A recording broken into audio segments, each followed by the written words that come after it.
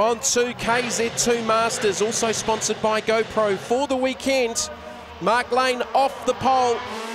Snow Mooney from 2, and Mooney's trying to force the issue up the hill on the opening lap, but Lane drives back around him and will go through into the lead in the number 20. The two in the front row got an absolutely fantastic start there. They've got a huge gap already, and this is going to be a long race for these guys. You know, there might be a few sore ribs already, but there'll certainly be even more sore ribs after this. Well, it's gone from 14 laps for the pre-final to 19 laps here for the final. Lane won the pre-final from Snow Mooney with Brett Hollander in 3rd. Steve Brown had it off and he fought his way back to 5th.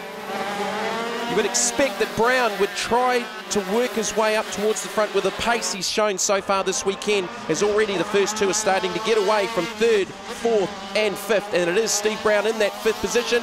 Make that 4th with a pass up the inside of the 61 of Mark Wheeler. Wheeler, a relative newcomer to kart sport. He and his brother Todd have got into the KZ2 class over the last couple of 3 seasons.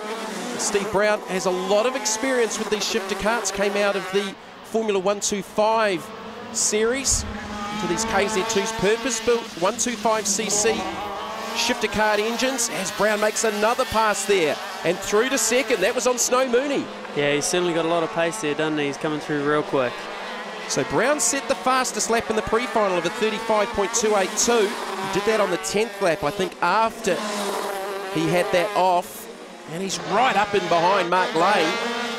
He's made up an awful lot of ground because they were out by a good 12 to 15 kart lengths, Mark Lane and Snow Mooney. Yeah, it really shows the pace he's got coming up through this real fast section here. So Lane out in front under pressure here from Brown, who just glances off the back bumper, a little bit of contact. That's allowed Mooney up the inside. That opened the gate for Mooney big time, didn't he? Now he's got to try and maintain that and see if he can hold the lead. Well, he'll have a grin under the helmet, a mile wide, one of the characters of kart sport in New Zealand for so many years.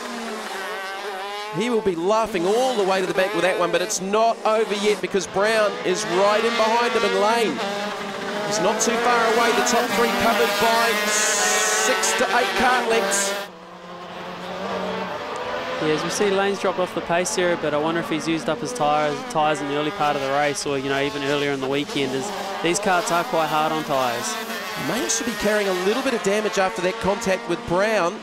Might have bent the steering, but he certainly is dropping back, as now Mooney and Brown are getting away.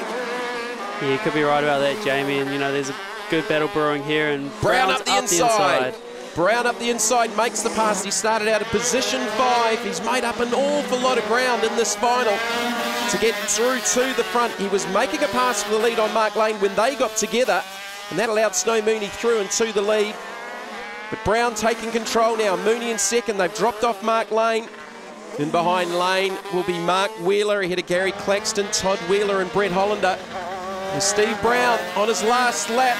Lap traffic up ahead. He won't get to them though. He will take the checkered flag ahead of Snow Mooney. But unfortunately for Brown and Mark Lane, they were both disqualified for a technical infringement, giving the win to Snow Mooney ahead of Mark Wheeler and Gary Claxton.